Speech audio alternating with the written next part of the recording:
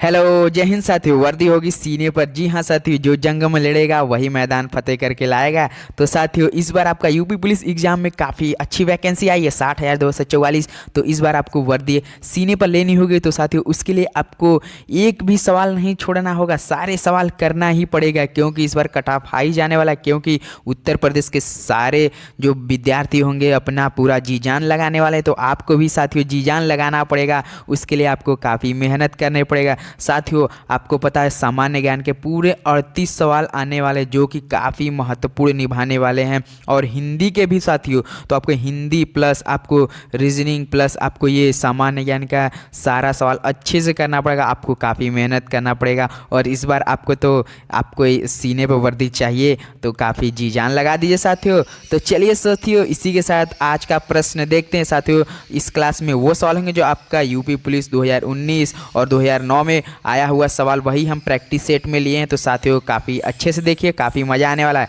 तो देखिए, आज का प्रश्न पहला है, गायत्री मंत्र का उल्लेख किस वेद में है? तो साथियों, गायत्री मंत्र का उल्लेख किस वेद में है? तो ये आपका ऋग्वेद में है। ऑप्शन सी बिल्कुल राइट ऑप्शन है। बाहर से चिड़ियों की चहक आ रही होगी, आपको सुनाई दे रही होगी। तो चलिए प्रश्न नंबर दूसरे पर चलते हैं। तो प्रश्न दूसरा दिया, अंग्रेजों द्वारा कलकत्ता में निर्मित दुर्ग का नाम क्या है? तो साथियों, अंग्रेजों द्वारा कलकत्ता में निर्मित दुर्ग का नाम क्या है? तो फोर्ट विलियम है। ऑप्शन सी बिल्कुल राइट ऑप्शन है। तो सर जी, आपको बताना है कि हमने जितने भी सवाल कराए आपको कितने का जवाब आ रहा था, जरूर बताइएगा गुरुजी। इंग्लैंड के हाउस ऑफ कॉमन्स द्वारा भारत के किस गवर्नर जनरल पर महाभियोग चलाया गया था? तो सर जी, इंग्लैंड के हाउस ऑफ कॉमन्स द्वारा भारत के किस गवर्नर जनरल पर महाभियोग चलाया गया था? तो वैरेन हेस्टिंग। ऑप्शन है आपका बिल्कुल राइट ऑप्शन है। तो चलिए प्रश्न नंबर 4 देखते हैं। प्रश्न 4 दिया है, सिखों के अंतिम गुरु निम्न में से कौन थे? तो साथियों, सिखों के अंतिम गुरु निम्न में से कौन थे? तो बताइए कौन थे? गुरु गोविंद सिंह थे। ऑप्शन सी बिल्कुल राइट ऑप्शन है। तो चलिए सर जी, 5 नंबर पर चलते बताइए क्या दिया है। गंगा को उत्तर दक्षिण ले जाने वाला चोल राजा कौन सा था? तो सर जी बताइए, गंगा को उत्तर दक्षिण ले जाने वाला चोल राजा कौन सा था? तो बताइए कौन सा था? तो राजेंद्र था। ऑप्शन डी बिल्कुल राइट ऑप्शन है। तो प्रश्न नंबर 6 देखते हैं। प्रश्न नंबर 6 दिया है, पहला दादा साहेब फाल्के पुरस्कार प्रदान किया गया। तो साथियों, पहला दादा साहेब फाल्के पुरस्कार प्रदान किसे किया गया? तो बताइए, देविका रानी शेरिक को। किसके सर जी? देविका रानी शेरिक को क्या किया गया था? तो पहला दादा साहेब फाल्के पुरस्कार प्रदान किया गया। याद रखिए, काफ़ी मोस्ट इंपॉर्टेंट सवाल होने वाला है ये। तो प्रश्न नंबर 7 देखते हैं। प्रश्न नंबर 7 दिया, तंजौर के बृहदेश्वर मंदिर का निर्माण किसने कराया था? तो सर जी बताइए, तंजौर के बृहदेश्वर मंदिर का निर्माण किसने कराया था? तो बताइए, राजराज प्रथम ने कराया था। ऑप्शन बी बिल्कुल राइट ऑप्शन है। तो प्रश्न नंबर 8 देखते हैं, चार मीनार कहाँ स्थित है? तो चार मीनार कहाँ स्थित है? गुरुजी, हम ये सवाल आपके लिए होमवर्क में देते हैं, देखते हैं आप इस सवाल का जवाब हमें कमेंट में करके बता पाते हैं या नहीं। चार मीनार कहाँ पर स्थित है? सर जी जरूर बताइएगा इस सवाल का जवाब। तो चलिए प्रश्न नंबर 9 देखते हैं। कसम बता रहे हैं आपको, ऐसा पढ़ाएंगे काफ़ी आनंद आने वाला है। बस याद करते जाइए, अब दिमाग खोल के पढ़िए, फ्रेश माइंड से पढ़िए, काफ़ी आनंद आने वाला है। देखिए, कौन सा पर्वत हिमालय श्रृंखला का अंग नहीं है? तो सर जी बताइए, कौन सा पर्वत हिमालय श्रृंखला का अंग नहीं है? तो बताइए, कुनलुन नहीं है। कौन है? कुनलुन नहीं है गुरुजी। ऑप्शन भी बहुत राइट है। तो चला आप 10 नंबर पे देखिए जा। प्रश्न नंबर 10 दिया, भारत में अधिकतम कृषि योग्य क्षेत्र घेरने वाली फसल है। तो सर जी बताइए, भारत में अधिकतम कृषि योग्य क्षेत्र घेरने वाली कौन सी फसल है? तो बताइए कौन सी फसल होती है? चावल होती है। कौन होती है? चावल होती है। ऑप्शन है आपका बिल्कुल राइट ऑप्शन है। तो प्रश्न नंबर 11, इस बार आपको वर्दी सीने पर तो लेकर ही दिलाएंगे, ये तो हमारा गारंटी है। तो बताइए, यूएसए की राजधानी किस नदी के किनारे स्थित है? तो बताइए, यूएसए की राजधानी किस नदी के किनारे पर स्थित है? तो बताइए, पोटोमेक पे है। कहाँ साथियों? पोटोमेक पे है। ऑप्शन डी बिल्कुल राइट ऑप्शन है। तो चलिए प्रश्न नंबर 12 देखते हैं सर जी। प्रथम पंचवर्षीय योजना में सर्वोच्च प्राथमिकता किसे दी गई थी? तो बताइए साथियों, जब प्रथम पंचवर्षीय योजना हुई थी उसमें सर्वोच्च प्राथमिकता किसे दी गई थी? किस में दी गई थी? बताइए किस में दी? कृषि में दी गई थी, या तो आपको पता ही होगा। ऑप्शन ए बिल्कुल राइट ऑप्शन है। कृषि में प्रथम पंचवर्षीय की योजना सर्वोच्च अधिक प्राथमिकता दी गई थी। तो प्रश्न नंबर 13 देखते हैं। प्रश्न 13 दिया है, गरीबी हटाओ के लिए पहली बार किस योजना में जोर दिया गया था? तो बताइए, गरीबी हटाओ के लिए पहली बार किस योजना में जोर दिया गया था?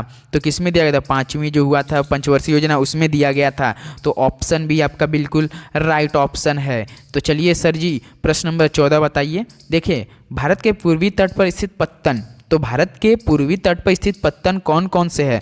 तो बताइए, पारादीप और हल्दिया। कौन है? पारादीप और हल्दिया है। पारादीप और हल्दी है, याद रखिए। ऑप्शन डी बिल्कुल राइट ऑप्शन है। तो प्रश्न नंबर 15 देखिए, निम्नलिखित में से कौन सा अनुच्छेद में समता का प्रावधान है? तो बताइए, निम्न में से कौन सा अनुच्छेद में समता का अधिकार का प्रावधान है? तो कौन सा अनुच्छेद है? तो अनुच्छेद 14 है। याद रखिए, समता का अधिकार किस में है? ये अनुच्छेद 14 में। ऑप्शन है आपका बिल्कुल राइट ऑप्शन है। तो प्रश्न नंबर 16 देखते हैं। प्रश्न 16 दिया, भारत के महान्यायवादी की नियुक्ति कौन करता है? तो साथियों, भारत के महान्यायवादी की नियुक्ति कौन करता है? बताइए, कौन करता है? राष्ट्रपति जी करते हैं। तो ऑप्शन डी बिल्कुल राइट ऑप्शन है। तो बताइए, इसमें भारत के राष्ट्रपति कौन है? ये सवाल भी आपके लिए होमवर्क हम देते हैं, कमेंट में आपको इस सवाल का झोंक दीजिए सारे लोग। तो चलिए प्रश्न नंबर 17 देखते हैं। प्रश्न 17 दिया है, भारतीय संविधान ने राजनीति के निर्देशक सिद्धांत कहाँ से लिए हैं? तो सर जी बताइए, भारतीय संविधान ने राजनीति के निर्देशक सिद्धांत कहाँ से लिए हैं? तो कहाँ से लिए होंगे? दिमाग जोर लगाइए। आयरलैंड से। ऑप्शन डी बिल्कुल राइट ऑप्शन है, आयरलैंड। तो प्रश्न नंबर 17 देखते हैं, 18 देखते हैं। शून्यकाल किसका विवेकाधिकार होता है? तो सर जी, शून्यकाल किसका विवेकाधिकार होता है? तो बताइए, किसका होता है? लोकसभा स्पीकर का होता है। किसका? लोकसभा स्पीकर का। ऑप्शन भी बिल्कुल राइट ऑप्शन है। तो चलिए प्रश्न नंबर 19 पे चढ़ते हैं। देखिए, एन इकबाल म्यूजिक के लेखक हैं। एन इकबाल म्यूजिक के लेखक कौन है? तो बताइए कौन है? टी.एस. एलियट। कौन है? टी.एस. एलियट हैं। ऑप्शन डी आपका बिल्कुल राइट ऑप्शन है। तो गुरुजी प्रश्न नंबर 20 पे चढ़िए। देखिए, प्रश्न नंबर 20 दिया, my best game of chess किस शतरंज खिलाड़ी की प्रसिद्ध पुस्तक है? तो सर जी देखिए, इसमें पूछा है my best game of chess किस शतरंज खिलाड़ी की प्रसिद्ध पुस्तक है। तो बताइए, सोचिए किसका है? विश्वनाथन आनंद जी का है। ऑप्शन है बिल्कुल राइट ऑप्शन है। तो देखिए, विश्वनाथन आनंद किस देश के रहने वाले हैं? किस कंट्री के रहने वाले हैं? इस सवाल का भी जवाब आपके लिए हम कमेंट में छोड़ते हैं गुरुजी। तो चलिए प्रश्न नंबर 21 देखते हैं। उत्तर प्रदेश में उच्च न्यायालय की खंडपीठ निम्नलिखित में से कहाँ स्थित है? तो सर जी बताइए, उत्तर प्रदेश में उच्च न्यायालय की खंडपीठ निम्नलिखित में से कहाँ पर स्थित है? तो यहाँ पर लखनऊ में। कहाँ है? लखनऊ में है। लखनऊ में, नवाबों के शहर में। ऑप्शन है बिल्कुल राइट ऑप्शन है। तो प्रश्न नंबर 22 देखते हैं। उत्तर प्रदेश में प्रतिवर्ष होलिकोत्सव के अवसर पर लट्ठा मार होली का आयोजन किस स्थान पर होता है? तो सर जी बताइए, उत्तर प्रदेश में प्रतिवर्ष होली उत्सव होता है के अवसर पर लट्ठा मार होली का आयोजन किया जाता है, वो किस स्थान पर किया जाता है? तो ये किस बरसाना में। याद रखिए, बरसाना बिल्कुल राइट ऑप्शन है, काफ़ी अच्छी जगह है। तो चलिए प्रश्न नंबर 23 पे बढ़िए। प्रश्न 23 दिया है, निम्न में से किस वर्ष भारत में विमुद्रीकरण की नीति नहीं अपनाई गई? तो सर जी बताइए, किस वर्ष भारत में विमुद्रीकरण की नीति नहीं अपनाई गई थी? तो बताइए किस वर्ष? 1999 में। कब? 199 में। तो ऑप्शन सी बिल्कुल राइट ऑप्शन है। तो प्रश्न नंबर 24 देखते हैं। प्रश्न 24 दिया है, सुशासन दिवस निम्न में से किस दिन मनाया जाता है? तो सर जी बताइए, सुशासन दिवस निम्न में से किस दिन मनाया जाता है? तो ये मनाया जाता है आपका 25 दिसंबर, जो कि क्रिसमस डे। याद रखिए, सुशासन दिवस प्लस क्रिसमस डे 25 दिसंबर। ऑप्शन सी बिल्कुल राइट ऑप्शन है। तो प्रश्न नंबर 25 देखते हैं। घरेलू मक्खी द्वारा फैलने वाला रोग है। तो गुरुजी, आपके घर में तो मक्खी बहुत होंगी, घरेलू मक्खी, तो उनसे फैलने वाला रोग कौन कौन से होते हैं? तो बताइए, हैजा होता है। ऑप्शन है आपका बिल्कुल राइट ऑप्शन है। तो प्रश्न नंबर 26 देखते हैं। प्रश्न 26 दिया, उत्तर प्रदेश में सबसे अधिक पुराना विश्वविद्यालय कौन सा है? तो गुरुजी बताइए, उत्तर प्रदेश में सबसे अधिक पुराना विश्वविद्यालय कौन सा है? तो इलाहाबाद विश्वविद्यालय, जो कि इलाहाबाद में है। ऑप्शन डी आपका बिल्कुल राइट ऑप्शन है।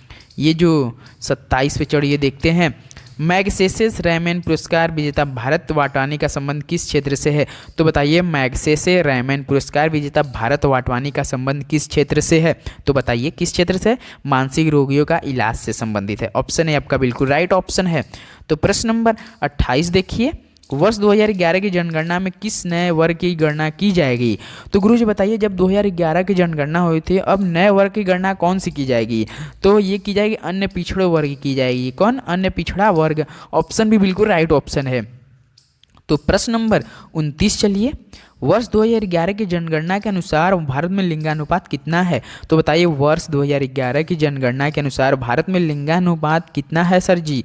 तो 943 है, 943 है। तो ऑप्शन ए बिल्कुल राइट ऑप्शन है। तो प्रश्न नंबर 30 देखते हैं, भारत में हरित क्रांति को किसने सफल बनाया था? तो बताइए सर जी, भारत में हरित क्रांति को किसने सफल बनाया था? तो MS स्वामीनाथन जी ने बनाया था। ऑप्शन सी बिल्कुल राइट ऑप्शन है। तो गुरुजी, आज का क्लास हम आपके लिए यहीं पर समाप्त करते हैं। सारे सवाल आपके लिए काफ़ी इंपॉर्टेंट सवाल, वही जो आपको 2024 में छपने वाले सवाल हैं। तो एक भी सवाल आप नहीं छोड़ के जाएंगे, सारे सवाल याद करके जाइएगा। शाम को 6 बजे एक और वीडियो के साथ SSC GD के साथ मिलते हैं। तो चलिए, तब तक के लिए जय हिंद, जय भारत, धन्यवाद।